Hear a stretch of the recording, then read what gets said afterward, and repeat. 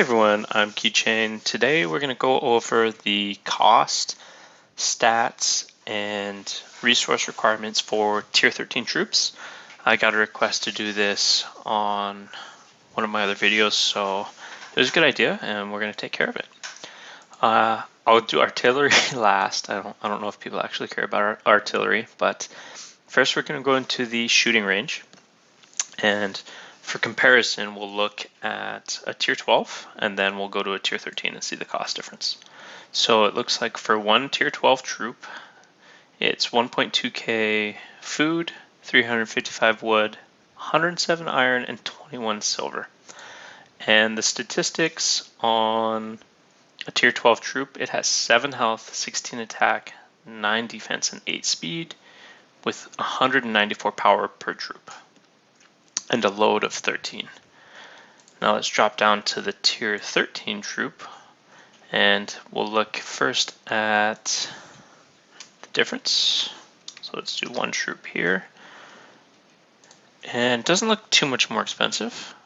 1.6k per 462 wood, 27 silver, and 139 iron. And then going into the statistics, there's 8 health, 20 attack, 10 defense, and 8 speed. So every stat's a little bit higher, and they can carry one more troop load, and then 252 from 194. So that's 58. So 58 more power per troop, and actually the attack is quite a bit higher. It's 4 higher. So the health and defense aren't that different, but the attack is pretty significant. So these will hit a lot harder, and we don't know what the kill death order is going to be, where they're going to fall into it, but I'm guessing they'll be on the far end of it after tier 12 and after tier 11. Now let's go into the barracks. I think the training cost is the same, and if it is, I won't go over it again. It is. The training cost is, nope, it's not the same. This is more silver. So let's compare. So 21 silver here for a tier 12. The food is the same, iron's the same, wood, I can't remember. And the stats here for an infantry is 13 health, 8 attack, 17 defense, and 8 speed. Troop load of 14, same power. Then going into the tier 13, a lot of defense here. 20 defense on these infantry troops, and 15 health, 10 attack. So these are really tanky, kind of beefy units, and a troop load of 15. And then hiring one of these. Here's the cost, and that's it for this one. Let's go check out the stables, see what we can get for some cavalry troops. The tier 12 for one of them. Maybe the costs are the same.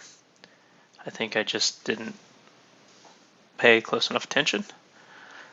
And let's look at the stats on these. So 7 health, 16 attack, 9 defense, and 12 speed. So they're fast. We already knew the cavalry was the fastest troop. Let's see what the speed of these new ones is. Same speed, more attack, a little more defense, a little more health, and same power, troop load of 12. And let's look at the resource cost over here. So yeah, resource cost was the same. Now let's look at artillery, everybody's favorite troop. I really hope that in the future they change artillery to be useful. They look really cool. So, I mean, that's a really cool graphic, but it looks like the tier 12 and tier 13 are the same graphic, and I don't know if that's a bug. Let's upgrade this real quick so that the troops are unlocked. And I leveled up. Okay, so tier 12 artillery to train 1. Yeah, the cost is the same. Here's the stats. Big troop load here. We knew artillery could carry a lot, but so slow. And then tier 13, let's see if they made any changes. It's a little bit faster at 7, so not horrible compared to some of the other ones. And then kind of basic stats there. And the cost to train a tier 13, same as the other troops. So the speed on a tier 13 artillery is 7 versus an infantry at 8. So your marches with tier 13 troops and having artillery in them, they're not going to slow your march down that much compared to what they were before. So that's actually a positive.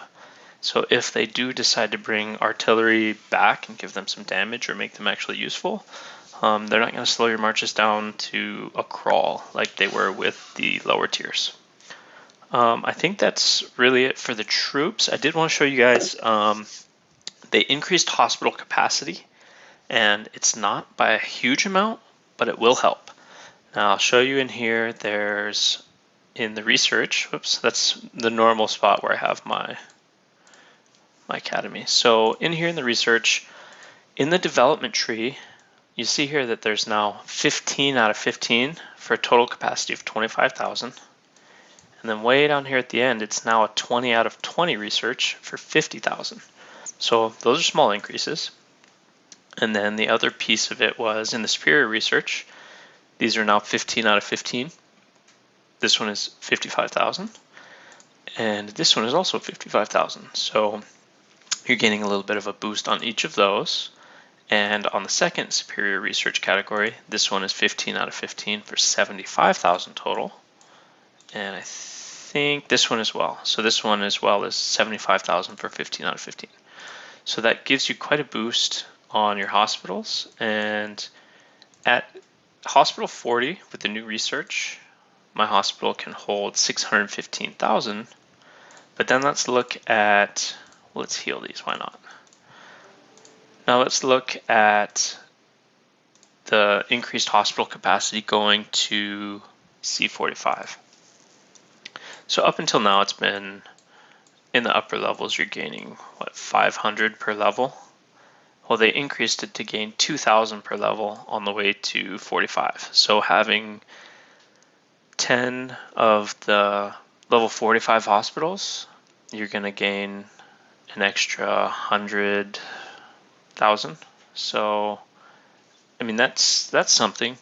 I still would like it to be a little higher because even with that max cap, you're still only at 715,000, and the max march is like over 1 million troops now at Castle 45. So they still don't quite equal up. I think that the hospital should be able to carry like 1.5 times a full march. But that's just me. Hopefully they make some changes. I think that's it for this video. If you guys have anything you'd like to see in the test server, let me know. I'll see if I can get the footage before the test server shuts down. I think we've covered most of it though. So thank you for watching, and I will see you in the next video.